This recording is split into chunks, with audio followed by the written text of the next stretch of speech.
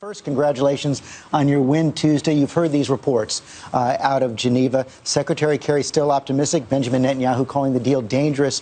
Where do you come down this? What would you need to see from Iran in order to support relieving sanctions? Well, George, I have to tell you something. I think there are people who are significantly better briefed on this than I am as the governor of New Jersey. And I think it's very dangerous for folks like me to get involved in the middle of this and start giving opinions.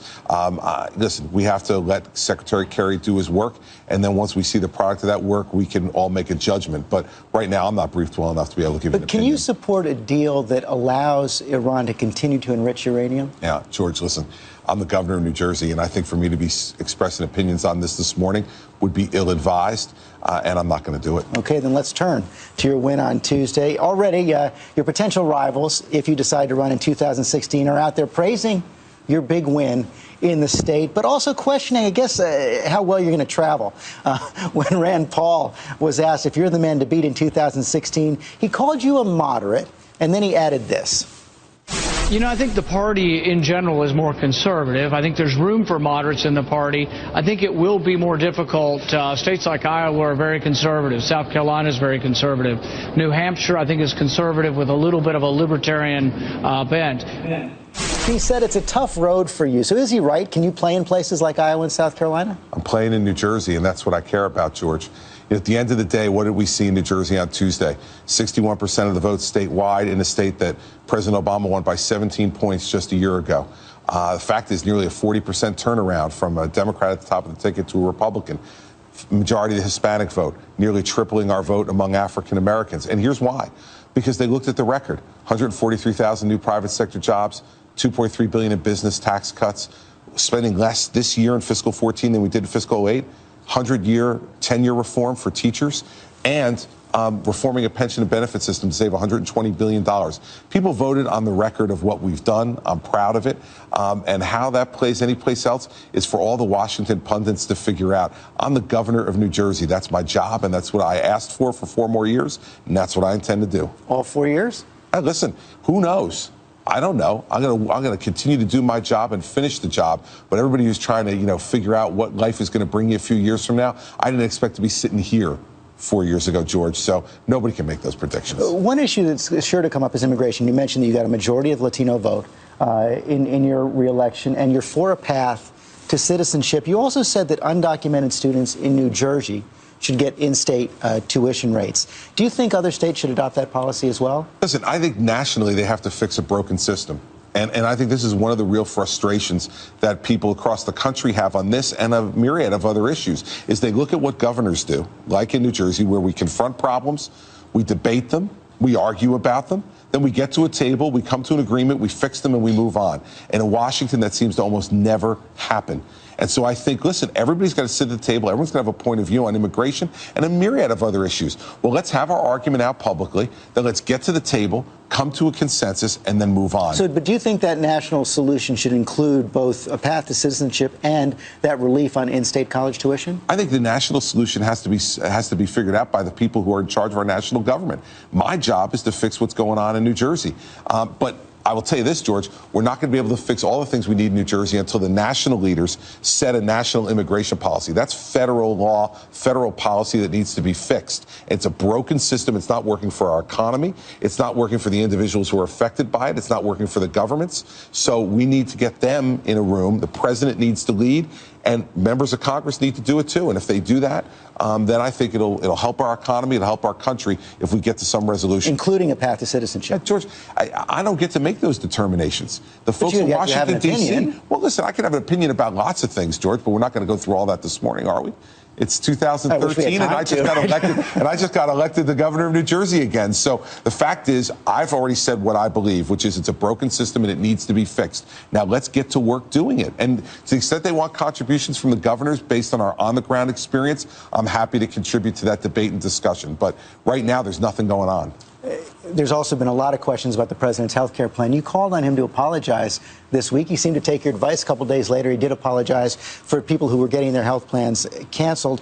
What should he do next? Are you for a delay in further implementation of the law? Listen, anybody who's run anything in their lives could see this coming a mile away.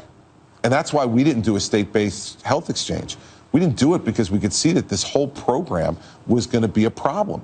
And so the president's biggest problem right now is he's got to tell the truth. And we've seen this in New Jersey. I've told lots of hard truths in New Jersey that people didn't necessarily agree with, but they give you credit for looking them in the eye and telling them the truth. So let's get to that point. Let's own up, tell the truth about what's going on.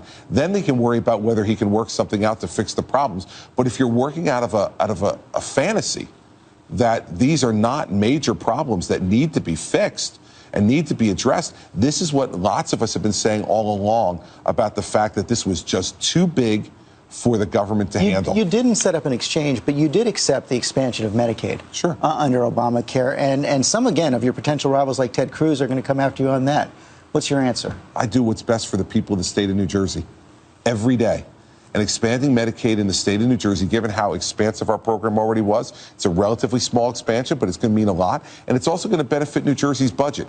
See, here's what makes me different than a lot of these other guys. I'm going to do what I think is right for the people who elected me. And a lot of these other folks are always trying to put their finger in the wind and see which way the wind's blowing that day. My job is to run the state of New Jersey. That's what I do every day. And the fact is, George, when you do that, people across the spectrum give you credit. And that's what those election results, 61% of the vote on Tuesday, show.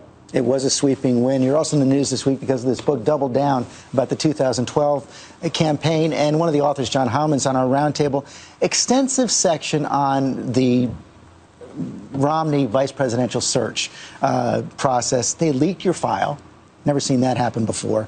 And had concerns about a number of things in your background, including this passage on the man who supervised your background check, a guy named Ted Newton.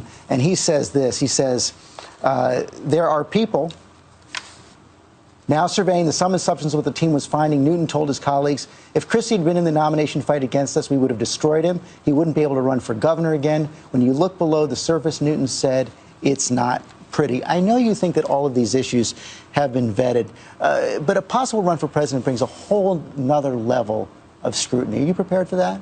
George, listen, first off, political advice from people who ran the Romney campaign is probably something nobody should really give a darn about. So let's start with that. But secondly, all these issues have been vetted, and if I ever run for anything again, they'll be vetted again. If you're in public life, that's what you have to understand. But listen to Governor Romney.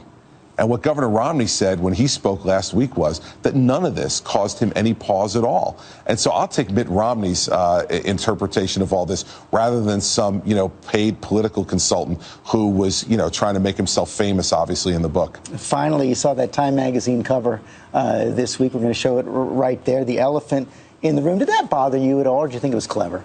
George, if I'm bothered by jokes about my weight, it's time for me to curl up into the fetal position and go home, okay? The fact is that, if they think that's clever, great for them. They run the magazine. They get to make the decisions. Here's the thing with the way the people in New Jersey look at this. Their governor's been on the cover of Time magazine twice in 1 year. We must be doing something right. And the fact is that they reaffirmed what we did and what our strategy was for the last 4 years. Go everywhere. Show up. Govern and make decisions. Not go just to the places where they vote for you, but go to the places where they haven't voted for you. I did a town hall in Irvington, the city of Irvington, New Jersey. 4.7% of the vote is what I got in 2009. When I did it at this Baptist church, there were more people in the church than voted for me from that town in 2009. You go places where people need to hear you, and more importantly, you need to hear them. That's the way you grow and expand a political movement. That's how you get the kind of numbers we got on Tuesday night. People in New Jersey are proud of me. Whatever they put on the cover of Time magazine, as long as my name's with it, I could care less. And wherever you go the next few years, a lot of people are going to be following you, Governor Christie. Thanks very much. George, thank you.